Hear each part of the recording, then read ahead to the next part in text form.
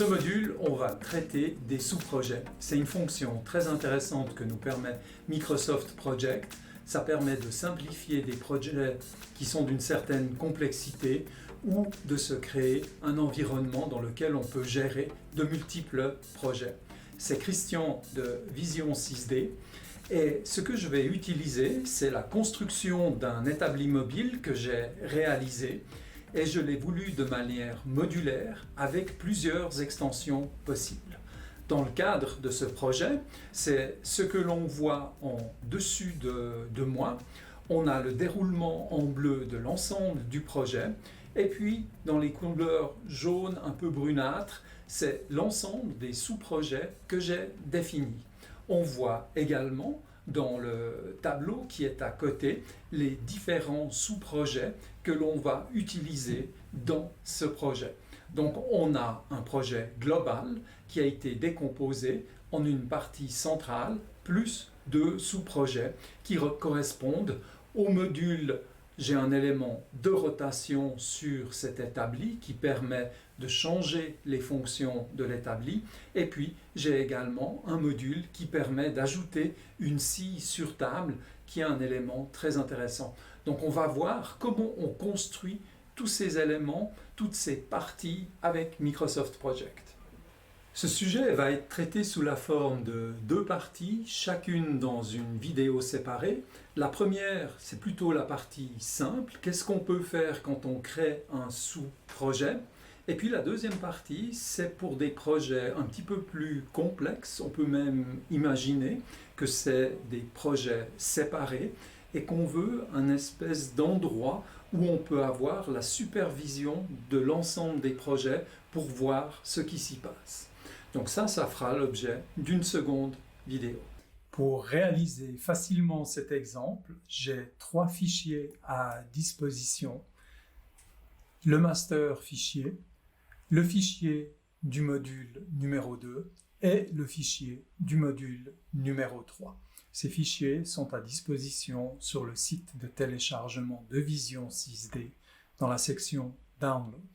Dans chaque fichier, le déroulement du projet a été simplifié en disant tout simplement qu'il est constitué d'une recherche sur le marché, suivi du concept et du design, acquisition de matériel, construction, test et puis une revue finale. Le déroulement du projet, on construit tout d'abord la structure principale du chariot mobile et puis ensuite on a un ensemble de phases dans lequel on va réaliser les différents modules. La première extension de l'établi mobile, c'est la possibilité d'avoir des éléments rotatifs qui permettent l'installation d'outillages électroportatifs. Donc ici, on voit le déroulement de cette partie du projet qui est exactement la même chose. Une recherche sur le marché, un design, ensuite une construction, un test et on revoit l'ensemble, puis on fait une proposition pour la suite. Tout l'ensemble est toujours cascadé dans un but de simplification. La phase 2, je vais lui associer le module numéro 2. Donc pour faire ça, je vais lui établir un sous-projet. Et pour trouver cette partie, je me rends en haut dans la partie projet et nous avons la possibilité de définir un sous-projet. Donc je vais cliquer sur la partie sous-projet. La fenêtre s'est ouverte et elle me permet de visualiser maintenant les fichiers de projet. Donc je peux aller chercher où je veux à l'aide du navigateur un fichier de type MPP comme le sont les fichiers de MS Project. Dans mon cas, vous voyez que j'ai ici le module 1 qui est l'élément de rotation dont j'ai parlé, donc je vais aller le sélectionner et puis je dis ici tout simplement insérer. Vous voyez qu'on peut aussi l'insérer uniquement en lecture seule, mais mon cas c'est insérer. Si je viens regarder la colonne information, on voit une nouvelle icône qui représente qu'il y a un lien avec un fichier project. Lorsqu'on reste sur le lien un certain temps, il nous montre très clairement où se trouve le fichier dans le système de navigation. Donc ici, c'est dans un répertoire qui est local, mais si vous partagez en réseau, ça peut être dans le répertoire qui se trouve en réseau. On remarque que c'est venu se placer en dessus de la cellule que j'avais sélectionnée. J'avais volontairement sélectionné phase 3 en sachant que ça allait venir être placé en dessus. Maintenant, ce que je vais dire, c'est que ce module que j'ai ici, lui, il fait partie de la phase 2. Donc, je vais indenter l'ensemble du lien. Pour ça, je retourne dans Tâches. Et puis, je vais tout simplement le décaler d'un niveau. Donc, on a bien une phase 2 qui contient le module rotation. Nous avons une phase 2 maintenant dont le début est le 2 avril. Et vous voyez que la durée est un petit peu plus de 25 jours. Toutes ces informations, ce n'est pas moi qui les ai données, c'est ce qui provient du module 1. Maintenant, on voit ici sur la représentation du Gantt, la durée du module 1 est représentée, donc c'est la durée du sous-projet module 1. On va maintenant bien sûr regarder ce que contient le sous-projet, donc pour ça je l'ouvre ici et on retrouve exactement ce qui était contenu dans le sous-projet. On remarquera qu'on retrouve les tâches dans le bon ordre, on retrouve les durées ainsi que les dates associées à chacune des tâches. Par contre, on remarquera que la numérotation qui était jusqu'à ce point-là dans l'ordre par rapport au master project, lorsqu'on entre dans le contenu du sous-projet, on repart avec la tâche numéro 1. Donc on a la tâche numéro 9 et qui correspond à la 9e tâche du master project. Et ensuite, on continue avec la première tâche du sous-projet du module de rotation. Je vais maintenant inclure le module 2. Pour cela, on voit, je suis venu me positionner sur la phase 4 de manière à l'indenter ensuite dans la phase 3. Donc je vais dans la partie projet, sous-projet, et là je vais prendre le module 2, qui de la même manière, on voit qu'il est venu s'installer dans le master project. On peut aussi voir le contenu du module 2 qui se trouve là. Qu'est-ce qui se passe si on doit ajouter une tâche? Eh bien, on va regarder ça dans la partie ici du module 2, la partie circulaire. Quand j'ai fait l'analyse du marché, je me suis rendu compte qu'il fallait aussi faire une analyse des prix. Donc, je vais insérer une tâche que je vais intituler Price Analysis. Donc, j'ai inclus cette tâche, je vais la planifier ici de manière automatique et puis je vais reprendre tout cet ensemble pour dire que toutes les tâches se déroulent les unes après les autres. Donc je vais tout d'abord briser le lien et puis je vais rétablir un lien complet.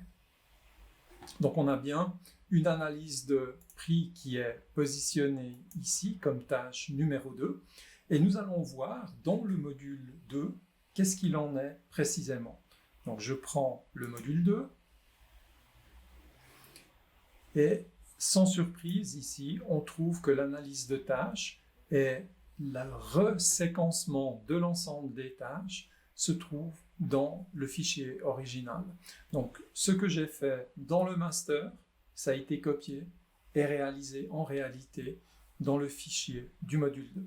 Maintenant, si je considère que dans la partie de design, je dois ajouter une partie dans laquelle je vais faire du dessin, donc drawings, et que cette tâche elle est aussi de type planifié automatiquement, sa durée est d'une journée, ça me convient très bien, et je refais la même chose en disant que toutes ces tâches sont sélectionnées de manière séquentielle, donc je romps la séquence et je la rétablis immédiatement.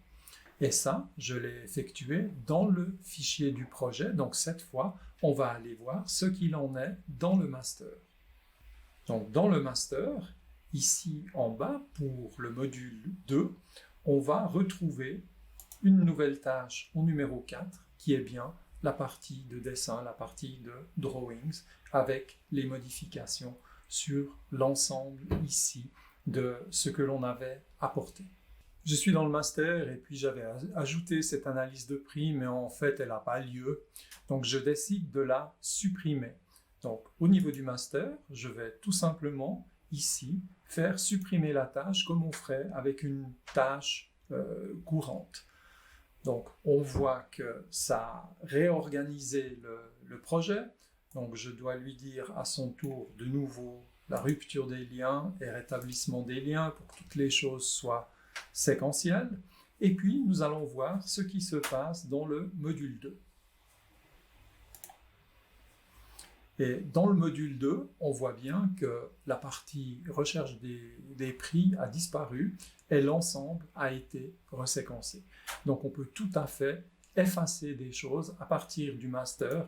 Et puis je pense que vous avez bien compris l'opération suivante, c'est-à-dire que je vais le faire depuis le sous-projet. On supprime la tâche, elle est là, elle s'est en allée. On resélectionne toutes nos tâches. On établit un nouveau lien et puis on va aller voir ce qui se passe dans le master.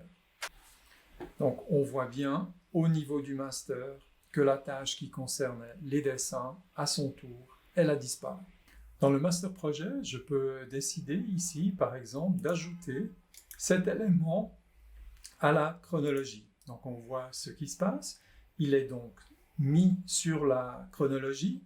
Je peux exactement faire pareil en prenant l'autre module aussi et l'ajouter à son tour à la chronologie. Si par contre je vais dans un des modules, on voit que sa chronologie, elle est complètement vide. Je pourrais dire que, par exemple, ce qui m'intéresse sur cette chronologie-là, c'est par exemple d'ajouter la première tâche, la recherche du marché, à la chronologie ici. Et puis, quand est-ce qu'on va avoir une proposition, je vais également ajouter ça à la chronologie. Donc, on voit que la chronologie du sous-projet, elle est complètement indépendante de la chronologie que l'on aura dans le master project.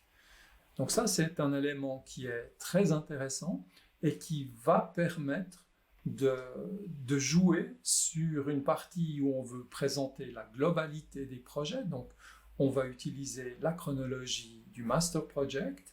Et puis ici, on a une présentation qui est spécifique à un sous-projet avec sa propre chronologie ou ses propres éléments qu'on veut faire apparaître.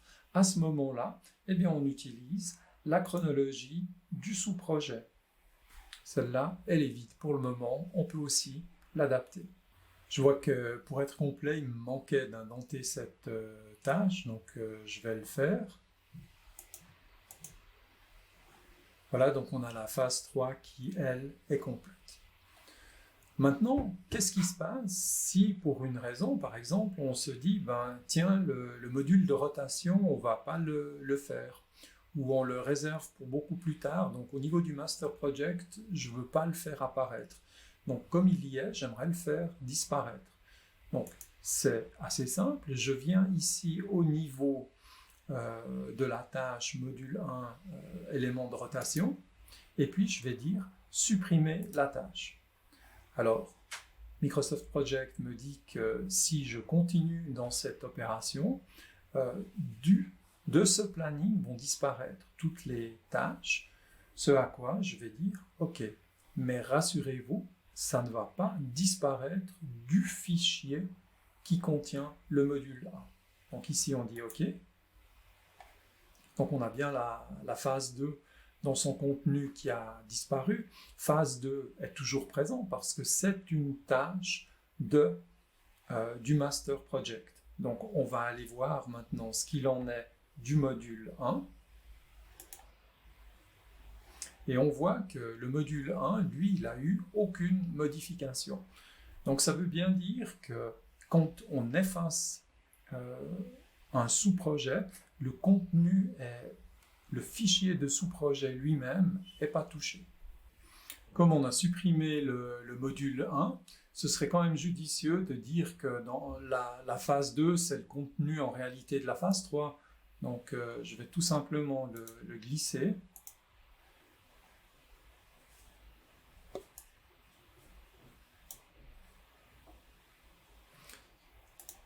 Et on a bien maintenant la phase 2 qui est constituée du module 2 et la phase 3, 4, 5, 6 et 7 qui sont des phases vides pour le moment. Dans la deuxième partie de cet exemple, on va poursuivre en ajoutant d'autres modules et puis vous allez voir comment on gère quelque chose qui est un petit peu plus complexe.